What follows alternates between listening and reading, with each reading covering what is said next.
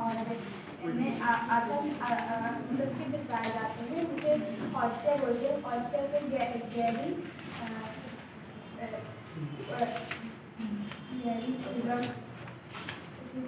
गुहा का निर्माण होता है और इसमें इस दौरान स्पेंजुला और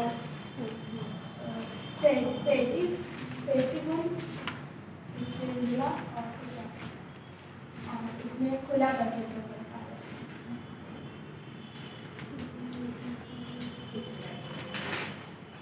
तो मतलब आपको थोड़ा करेक्शन बताओ।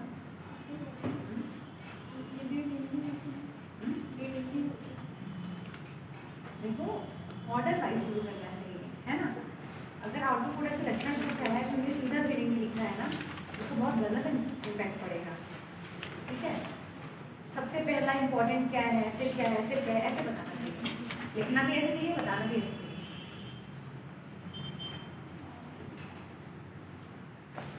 उसका स्टाफ के करके क्या होता है?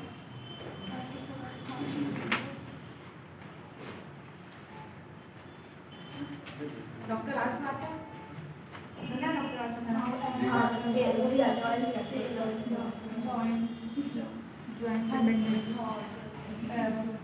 और फोल्ड मतलब जॉइंटेड होता है, ठीक है। और फोल्डा मतलब पैर या अपेंडेजेस होता है, ठीक है। जॉइंट अपेंडेजेस मतलब उनके शरीर के 3 भाग होते हैं, सिर, वक्ष और उदर। उनके वक्ष से 3 जोड़ी पैर निकलते हैं, है ना। पिछला याद करना, वो क्या है। आज से उत्सर्जन तंत्र शुरू करना है। उत्सर्जन तंत्र एक्सक्रीटरी सिस्टम।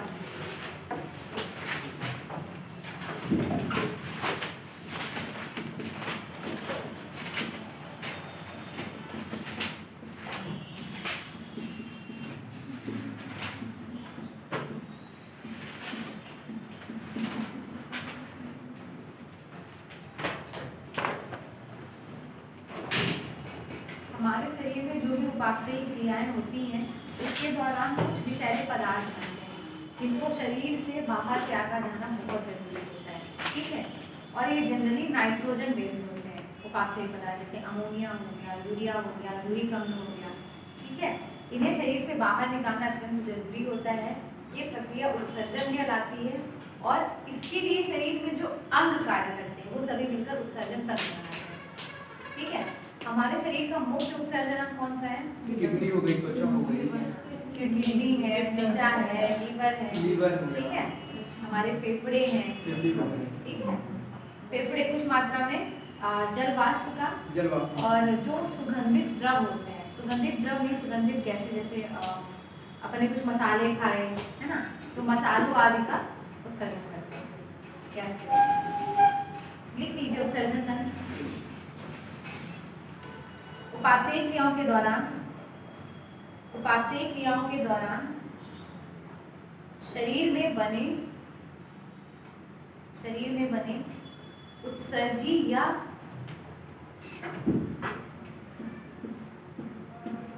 ये इस शब्द का इस्तेमाल बहुत होगा, ठीक है।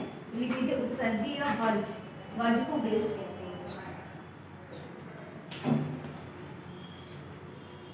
उपापचयी क्रियाओं के दौरान शरीर में बने उत्सर्जी या वर्ज पदार्थों को ऊतकों से अलग करके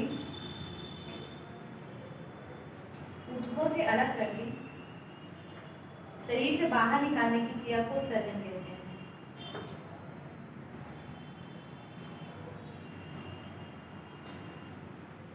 ऊतकों से अलग करके शरीर से बाहर निकालने की क्रिया को उत्सर्जन कहते हैं।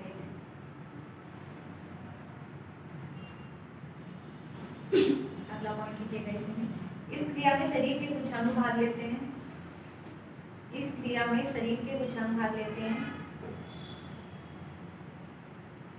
इन अंगों को उत्सर्जी अंग,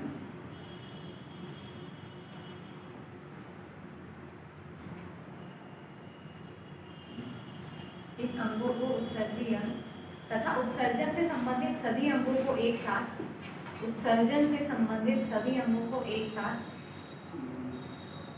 उत्सर्जी तंत्र कहते हैं। उत्सर्जी तंत्र कहते हैं। उत्सर्जी तंत्र कहते हैं, ठीक है। अब एक हेडिंग डालिए छोटी सी, उपचय। उपचय एनाबॉलिज्म, उपापचयी क्रिया बार बार इस्तेमाल होता है ना इसमें, तो उपचय और अपचय दोनों को अलग अलग लिख लीजिए, फिर दोनों को एक साथ निकालेंगे। उपापचयी क्रिया उपचय एनाबॉलिज्म, इसमें लिखिए ऐसी क्रियाएं जिनमें शरीर के लिए आवश्यक उपयोगी पदार्थों का संश्लेषण किया जाता है। जिनमें शरीर के लिए आवश्यक उपयोगी पदार्थों का संश्लेषण किया जाता है।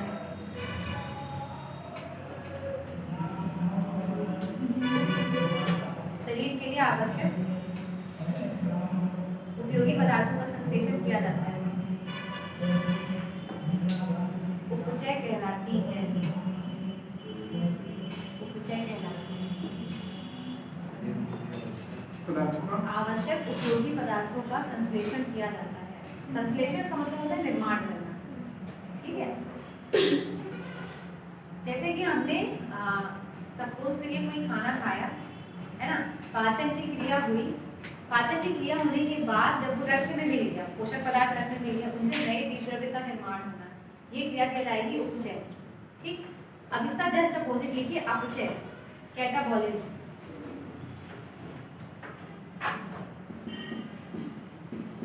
अपचय कैटाबॉलिज्म, सिर्फ ये शब्द भी लिखा हुआ आ सकता है, ठीक है, कैटाबॉलिज्म, या इसमें सिर्फ एनाबॉलिज्म लिखा हुआ आ सकता है।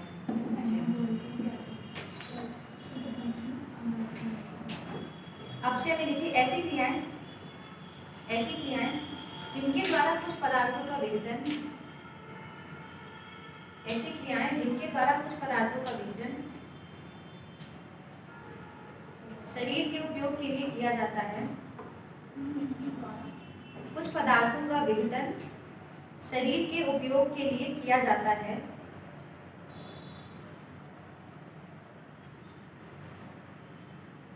अपचय कहलाती हैं। अपचय का उदाहरण आप लोग सोच कर बताइए क्या हो सकता है? है ना, श्वसन होता है। श्वसन में क्या होता है, हमारे शरीर में जो भी ग्लूकोज है ना, यानी कार्बोहाइड्रेट है, उसको नष्ट करते हैं और उससे एनर्जी आती है, ठीक है। ये श्वसन पूरी प्रक्रिया, श्वसन के अंदर भी गति ठीक है। तो उदाहरण आप चाहें तो लिख सकते हैं श्वसन। इसी में अगला पॉइंट लिख दीजिए, दोनों क्रियाओं को एक साथ उपापचय मेटाबॉलिज्म कहते हैं। दोनों क्रियाओं को एक साथ उपापचय ब्रैकेट में मेटाबॉलिज्म,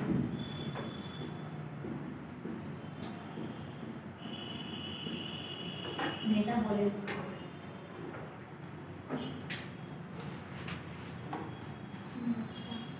मेटाबॉलिज्म। एक ये भी प्रश्न पूछा गया, उत्सर्जन कितने प्रकार के होते हैं, ठीक है। आप देखेंगे अभी ये पिछले 2 सालों में नहीं, 2014 के बाद से जब सिलेबस बदला है तो पूछा गया उत्सर्जन कितने प्रकार के होते हैं। तो उत्सर्जन 3 प्रकार के होते हैं, ठीक है। अमोनोटेलिज्म, यूरियोटेलिज्म और यूरिकोटेलिज्म, ठीक। अमोनोटेलिज्म मतलब जब उत्सर्जी पदार्थ अमोनिया होता है, यूरियोटेलिज्म मतलब जब उत्सर्जी पदार्थ यूरिया होता है, और यूरिकोटेलिज्म मतलब जब उत्सर्जी पदार्थ यूरिक अम्ल होता है, ठीक है। अमोनोटेलिज्म अक्सर जलीय जंतुओं में पाया जाता है, क्योंकि अमोनिया बहुत विषैला पदार्थ है, इसको उत्सर्जित करने के लिए अत्यधिक मात्रा में जल की आवश्यकता होती है, ठीक है। उसी प्रकार से यूरिकोटेलिज्म अक्सर ही रेगिस्तान में पाए जाने वाले या सूखे स्थानों में पाए जाने वाले उसमें होता है, जैसे पक्षी है या रेगिस्तान में कोई भी जानवर पाए जा रहे हैं, ठीक है। इसके लिए पानी की कमी वाले क्षेत्रों में आप स्पेशली कह रहे हैं, ठीक है। इसके लिए कम से कम जल की आवश्यकता होती है। और तीसरा बच रहा है आपका यूरियोटेलिज्म, इसके लिए मध्यम जल की आवश्यकता होती है, इसलिए ये मनुष्यों में और ये कुत्ते बिल्ली इन सब में पाया जाता है ना। स्तनधारी आप कह लीजिए, ठीक। स्तनधारी सभी स्तनधारी इसके अंतर्गत आए ना आए, कुल मिलाकर के जो पानी की समान मात्रा वाले क्षेत्र में रह रहे हैं उनमें यूरियोटेलिज्म पाया जाएगा, मतलब उत्सर्जी पदार्थ यूरिया होगा। ठीक, कोई दिक्कत? याद रहेगा? एक बार फिर से खुद से नाम बोलिए, कौन से 3 प्रकार हैं? Aminotelic, ureotelic, ureotelic. Ammonia, urea और यूरिका। ठीक है, तो देखिए उत्सर्जन के प्रकार, अगली हेडिंग। उत्सर्जन 3 प्रकार के होते हैं। पहला लिखिएगा अमोनोटेलिज्म। अमोनोटेलिज्म देखिए, नाइट्रोजनी वर्ज्य पदार्थ, वर्ज्य भी मैंने पहले लिखाया था, नाइट्रोजनी वर्ज्य पदार्थ को अमोनिया के रूप में उत्सर्जित करना, नाइट्रोजनी वर्ज्य पदार्थ को अमोनिया के रूप में उत्सर्जित करना अमोनोटेलिज्म कहलाता है। अमोनोटेलिज्म कहलाता है। नाइट्रोजनी वर्ज्य पदार्थ को अमोनिया के रूप में उत्सर्जित करना अमोनोटेलिज्म कहलाता है।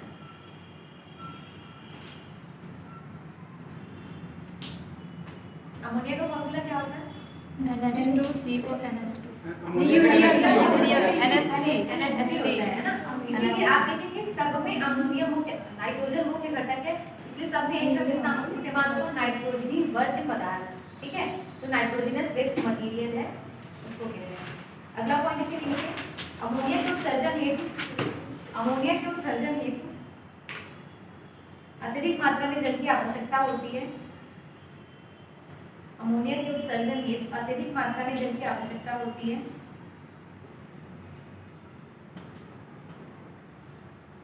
अतः इस प्रकार का उत्सर्जन केवल जलीय जीवों में पाया जाता है। अतः इस प्रकार का उत्सर्जन केवल जलीय जीवों में पाया जाता है।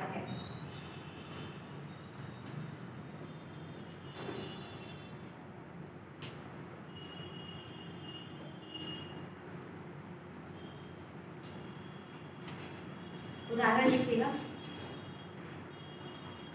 पोरीफेरा, सिरेनफेटा, एनीलिडा, आर्थ्रोपोडा आदि।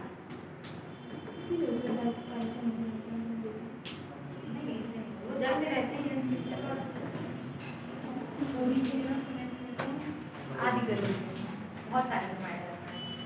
मोलस्का भी पूरे जल में रहने वाले जंतु हैं, काइनोडर्मेटा भी ऑलमोस्ट जल में रहने वाले हैं, तो सब जो भी जल में हाँ, तो जल की पर्याप्त मात्रा में रह रहे हैं ना, जो मुख्य रूप से समुद्र में पाए जाने वाले जीव हैं, है ना, नदियों में पाए जाने वाले, झीलों में पाए जाने वाले, इनकी बात करें। सेकेंड नंबर लिखिए यूरियोटेलिज्म। यूरियोटेलिज्म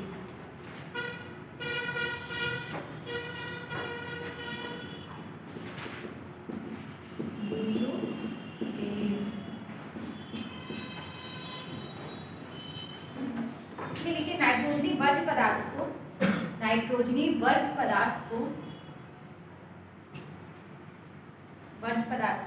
यूरिया के रूप में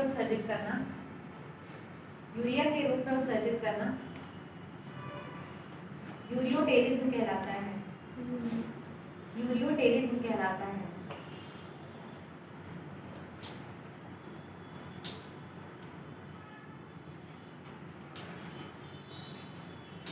अगला पॉइंट, यूरिया उन जंतुओं का उत्सर्जी पदार्थ होता है। यूरिया उन जंतुओं का उत्सर्जी पदार्थ होता है जो अपेक्षाकृत जल की कम मात्रा का उपयोग करते हैं।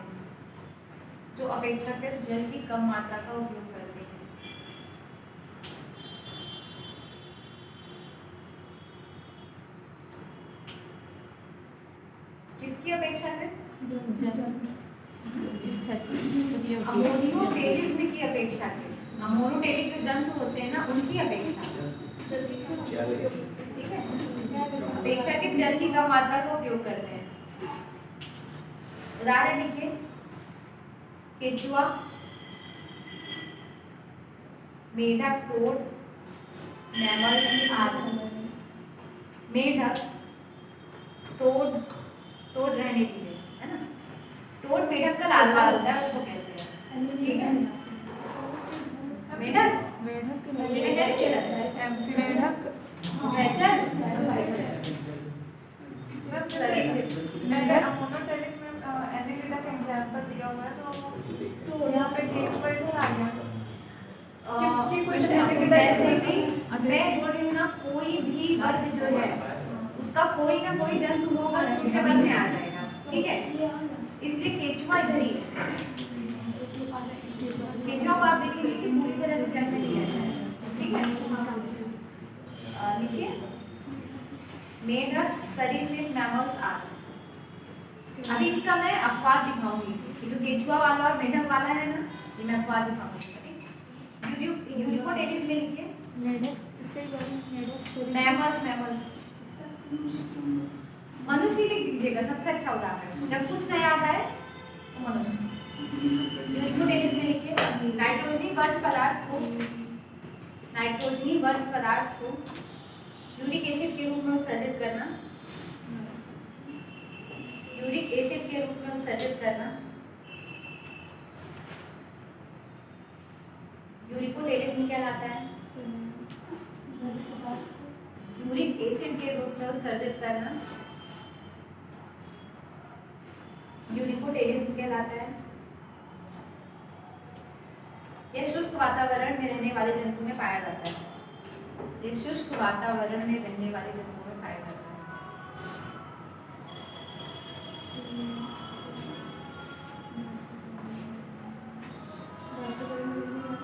जंतुओं में पाया जाता है।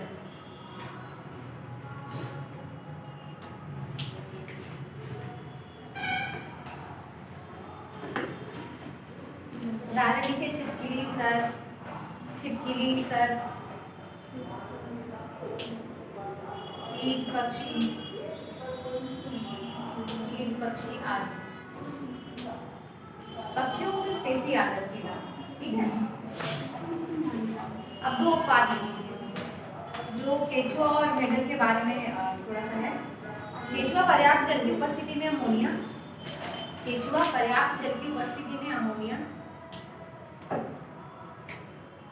अपवाद या फिर नोट आए। पर्याप्त जल की उपस्थिति में अमोनिया, जबकि जल की कमी वाली परिस्थितियों में यूरिया का उत्सर्जन करने लगता है। जबकि जल की कमी वाली परिस्थितियों में यूरिया का उत्सर्जन करने लगता है। केचुआ पर्याप्त जल की उपस्थिति में अमोनिया, जबकि जल की कमी वाली परिस्थितियों में यूरिया का उत्सर्जन करने लगता है।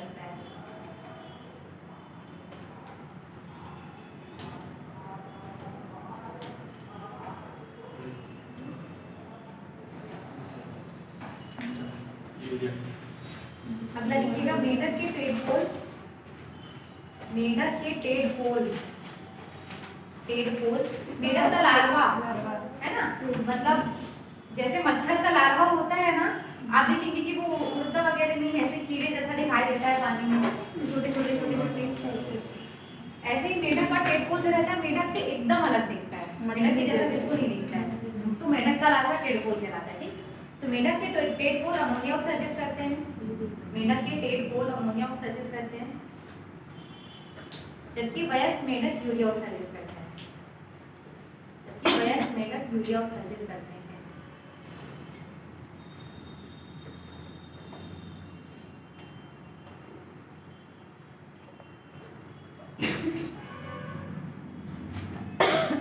अब उत्सर्जी अंगों के बारे में लिख लीजिए।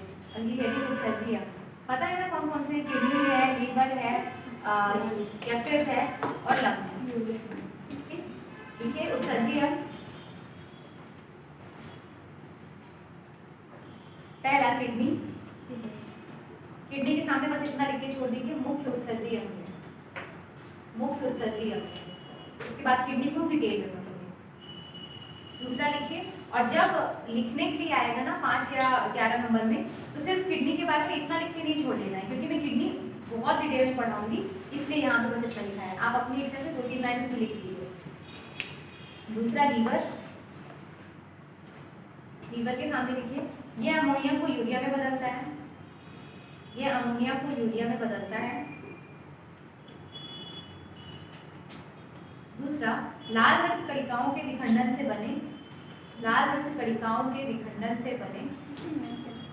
हाँ यूरिया में ही लिखना है। अगला पॉइंट, लाल रक्त कणिकाओं के विखंडन से बने पित्त पदार्थों को बाहर करता है। ये मैंने लीवर के कार्य में लिखाया है, पित्त पदार्थों को बाहर करता है।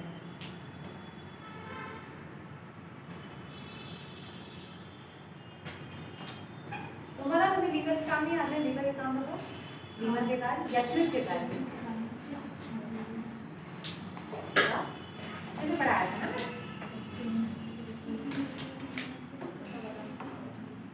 आगे बताओ, कोई नहीं देख कर ना बताओ, कोई एक कार्य बताओ उसका।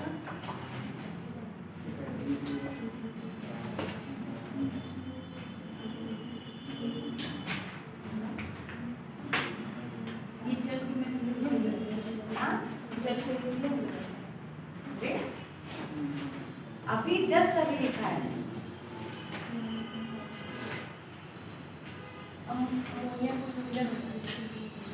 वो तो तुमने देख कर बताया। बताओ मुख्य कार्य क्या है? बैठो, बगल में बताओ।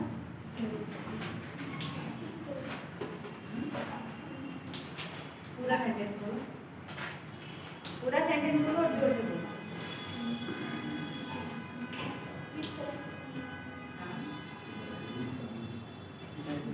मैंने कम से कम 8 से 10 बताए हैं है ना? और सारे कार्य ऑब्जेक्टिव के हिसाब से बहुत जरूरी है। आप बताओ पीछे, आप आए थे? आप दोनों का नया एडमिशन है? First day?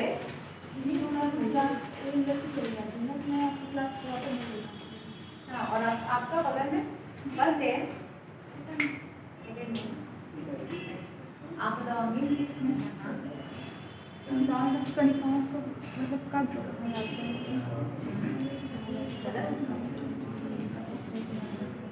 पित्त रस को उत्सर्जित करता है। वो तो उसने पित्त रस का निर्माण करता है, उसने बता दिया।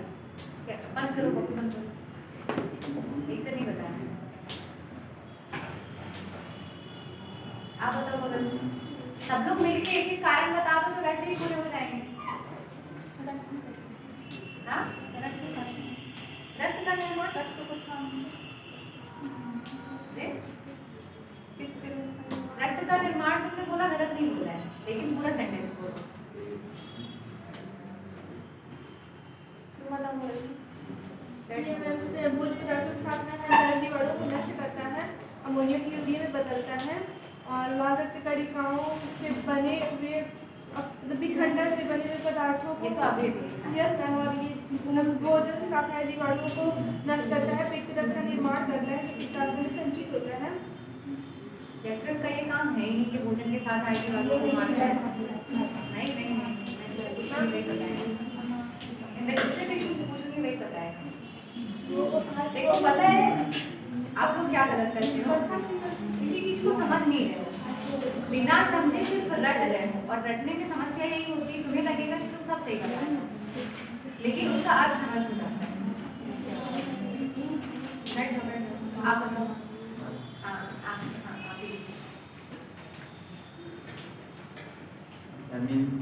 ए और बी का संचय करता है। ए और बी और सी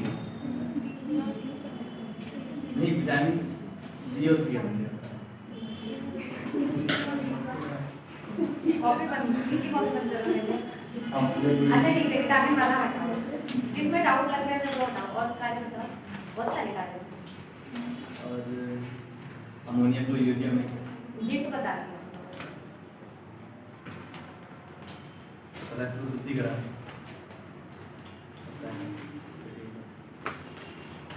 मैंने ग्लूकोज से संबंधित भी बताया कि भोजन। 3 काम नहीं सब नहीं बोलेंगे, जिससे पूछेंगे वही बोलेंगे। बैठ जाइए, आप किससे बताइए।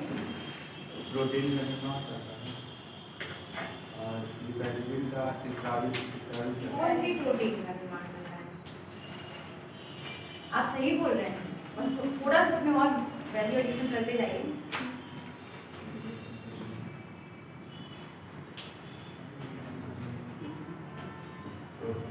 रक्त की, है ना? और आरबीसी का स्टार्ट करता है रूम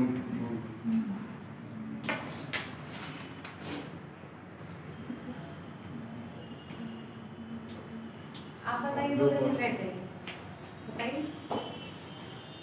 विटामिन ए का संचयन और आरबीसी का कब्रिस्तान। आप आरबीसी का कब्रिस्तान क्लियर हो गया है ना, आप लोग डाउट में मत रहिए। एक दो लोगों ने और बोला मैम इसको लीवर को भी कभी कभी मानते हैं, कहीं कहीं लीवर को भी लिया है। जहाँ भी मानते हैं ना आपको दर्द करेगा, ठीक है। आरबीसी का कब्रिस्तान केवल लीवर को कहते हैं। और हिपैटिक का निर्माण और प्रोटीन का ठीक है, इतना भी बताया, बहुत बताया। आप बताओ बगल में आगे बताना जो इन्होंने नहीं बताया। कोई ग्लूकोज से संबंधित चीजें पता है? ग्लूकोज का निर्माण शरीर में कौन करता है, ये ऑब्जेक्टिव पूछा जाता है। कौन करता है ग्लूकोज का निर्माण?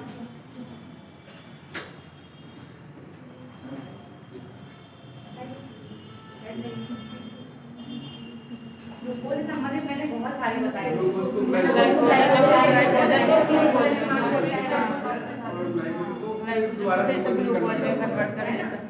कार्बोहाइड्रेट के अलावा अन्य पदार्थों से भी ग्लूकोज का निर्माण करता है। 3 टॉपिक तो ग्लूकोज से संबंधित बता दिए। ग्लाइकोजन को दोबारा ग्लूकोज में बदल देता है। 2 टॉपिक मैंने रक्त से संबंधित, 2 से 3 टॉपिक रक्त से संबंधित बता दिए। उत्सर्जन और पित्त रस का काफी डाउट हो तो डाउट को थोड़ा सा सही करिए। अभी किसी ने बोला था ना कि इसको शुद्ध करता है, खाना जाता है उसमें बैक्टीरिया को मारता है। लीवर नहीं, लीवर में खाना नहीं जाता है। आप पित्त रस के कारण में लिखेंगे ये सारी चीजें, ठीक है। पित्त रस अल्टीमेटली खाने के साथ रिएक्ट करता है। थोड़ा सा आप लोगों को डाउट है, उसको बार बार मांझते रहिए और जहाँ नहीं समझ में आता है ना उसको पूछिए। पता है बहुत ये सहम जाने वाली बात है कि पढ़ने के बाद भी नहीं आता है। अब नहीं आया एक बार पढ़ने के बाद तो फिर कब आएगा, आप खुद सोचिए। इतना रिलैक्स टाइम 2 महीने बायोलॉजी पढ़ने का कभी मिलेगा जीवन में? मैं जहाँ पढ़ती थी ना वहाँ टीचर्स को टारगेट दिया गया था 4-4 घंटे की 2 दिन की क्लासेस रहेंगी, 2 दिन में 1 यूनिट खत्म करेंगे। ऐसे पढ़ाते थे। पढ़ना पड़ता है, जब आपका आ जाएगा ना, प्री में आप पास हो जाएंगे तो मेंस के लिए ऐसे ही पढ़ना पड़ेगा, भागम भाग। समय तो रहता नहीं है, नहीं होता है इतने कम टाइम में। वो तो कृपा नहीं है कि 2019, 2020 और 2021 के लिए 8-9 महीने का टाइम मिला है, नहीं तो नहीं मिलता है। 3 महीने 2 महीने इतना कैसे होगा आपका मेंस का सिलेबस? अगर अभी से आप रेडी नहीं हो उस चीज़ के लिए, अभी से आपने 3 मार्कर्स 5 मार्कर्स 11 मार्कर्स रेडी नहीं किए तो कैसे होगा? और ये प्रकार की बहुत इंपॉर्टेंट चीज़ है, छोटी मोटी चीज़ है भी नहीं। ठीक है, देखिए उत्सर्जन में पहला किडनी लिख लिया, दूसरा लीवर लिख लिया। लीवर का सेंटेंस कंप्लीट हो गया था। लाल अक्षरकों के निखंडन से बने पित्त पदार्थों को बाहर करते हैं। तीसरा लिखिए फेफड़े में लिखिए CO2 व कार्बन डाइऑक्साइड व जल वाष्प का उत्सर्जन करते हैं। कार्बन डाइऑक्साइड व जल वाष्प का उत्सर्जन करते हैं।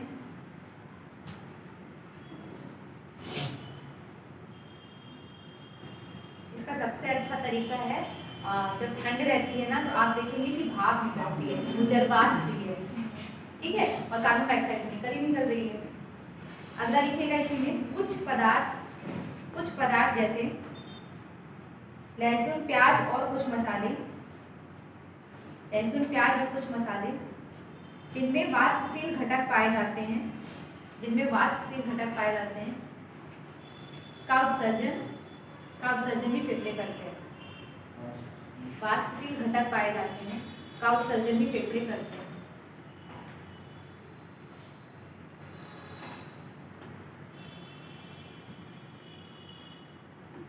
अगला लिखिएगा चौथा त्वचा, स्किन। अगर मानव शरीर का सबसे बड़ा अंग पूछता है तो क्या लिखोगे, है ना, त्वचा। इससे बड़ा अंग कोई नहीं दिखता है, हर जगह है। देखिए तेल ग्रंथि, त्वचा में लिखिएगा तेल ग्रंथि। तेल ग्रंथि को ना सीबेसियस ग्लैंड बोलते हैं, ठीक है। अगर सिर्फ तेल ग्रंथि के अलावा सीबेसियस ग्रंथि लिखा मिल जाए तो समझ जाइए तेल ग्रंथि है। सीबेसियस ग्रंथि, तेल ग्रंथि व श्वेत ग्रंथि। श्वेत मतलब पसीना ग्रंथि, स्वेट ग्लैंड, पसीना ग्रंथि के द्वारा सोडियम क्लोराइड, ग्लूकोज और वसा का उत्सर्जन, वसा का उत्सर्जन। सोडियम क्लोराइड जैसे आप देखेंगे पसीना थोड़ा सा है ना, नमक नमक सा रहता है। ग्लूकोज ठीक ही है। और वसा आप देखेंगे कि स्किन कहते हैं ऑयली होती है किसी की, है ना, जिसकी रफ भी होती है तो भी कुछ मात्रा में ऑयल निकलता ही रहता है। ठीक, अगला लिखिएगा त्वचा में लिखिएगा अगला पॉइंट, त्वचा की मृत कोशिकाओं द्वारा, त्वचा की मृत कोशिकाओं द्वारा केराटिन का उत्सर्जन, केराटिन का उत्सर्जन। केराटिन एक प्रोटीन का नाम है, ठीक है, केराटिन का उत्सर्जन।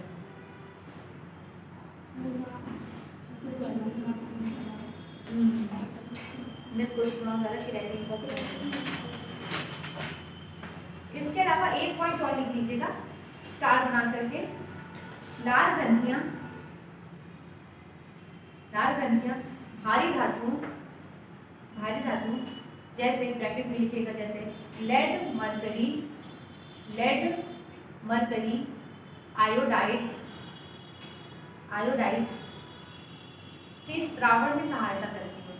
ये स्त्रावण में, स्त्रावण ऐसे इस स्त्रावण में सहायता करती है।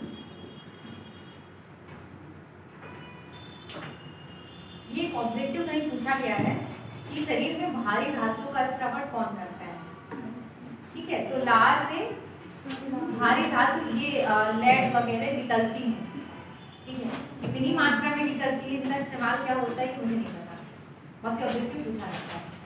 ठीक, अब अगली हेडिंग डाल दीजिए मानव उत्सर्जन तंत्र, मानव उत्सर्जन तंत्र।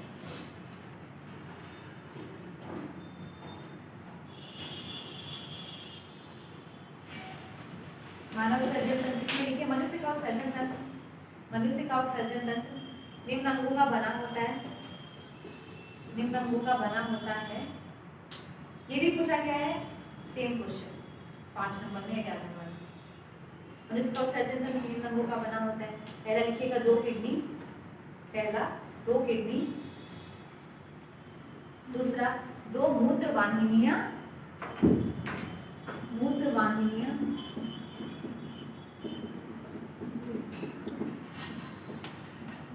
इंग्लिश में भी इसको लिखेगा यूरेटर्स, यूरेटर, 2 है इससे यूरेटर्स। अगला लिखिएगा मूत्राशय, तीसरा मूत्राशय,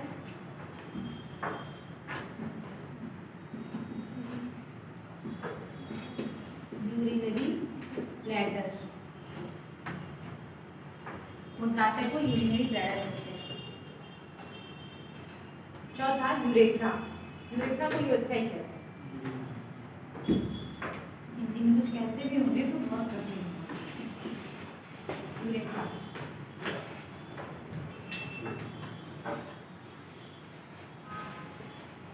हमारी डायफ्राम के नीचे, ठीक है, दाएं और बाएं 2 किडनियां पाई जाती हैं, सेम के बीज की आकृति की होती है ना।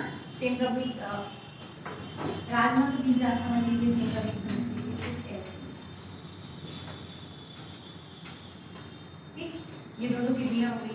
दाईं वाली किडनी लीवर के कारण थोड़ी सी अपनी जगह से नीचे की ओर दबी होती है, ठीक है। तो दोनों किडनियां एक ही ऊंचाई पे नहीं होती है, थोड़ी सी ऊपर नीचे होती है। रीजन पूछा जा सकता है क्यों, तो वो यकृत के कारण, जैसे कि लंग्स में रहता है, बाया फेफड़ा जो है लंग्स हार्ट को जगह देने के लिए, है ना।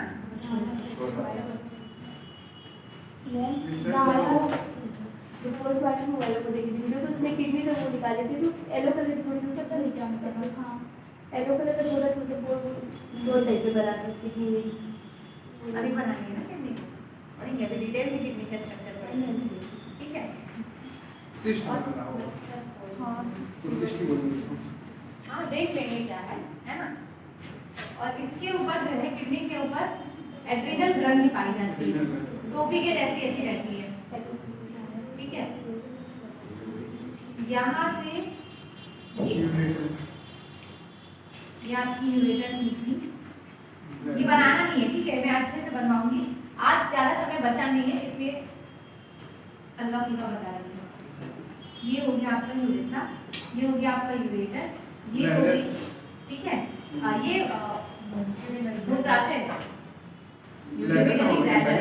ठीक है। ये है आपकी यूरेटर्स, मूत्रवाहिनियाँ, ये है आपकी किडनी।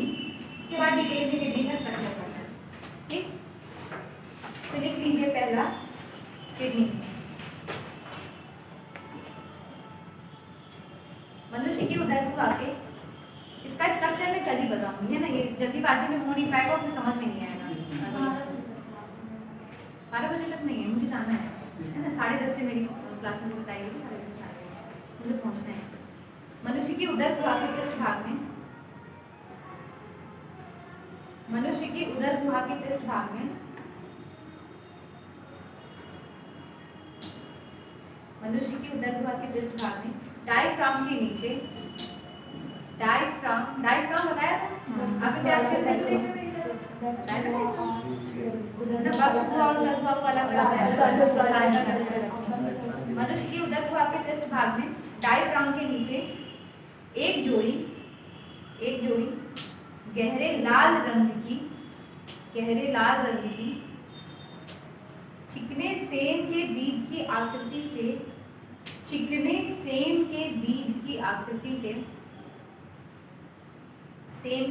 आकृति के अंग कशेरुकदंड मतलब वर्टिकल कॉलम के इधर उधर स्थित होते हैं, जिन्हें हिंदी में भी लिख लीजिएगा, वृक्क या किडनी कहते हैं। ये किडनी की हिंदी, जिन्हें वृक्क या किडनी कहते हैं।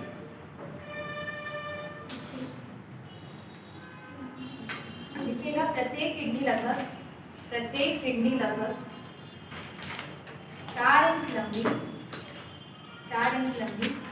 3.5 इंच चौड़ी, 3.5 इंच चौड़ी और 3.5 इंच चौड़ी और 150 ग्राम वजनी होती है, 150 ग्राम वजनी होती है। 3.5 इंच चौड़ी और 150 ग्राम वजनी होती है। 4 इंच लंबी, 3.5 इंच चौड़ी और 150 ग्राम वजनी होती है, ठीक है।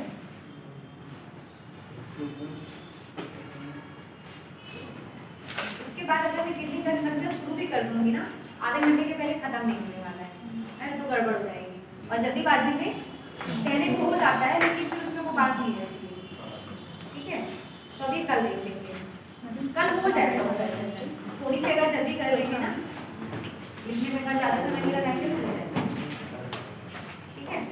आज के लिए बस इतना है।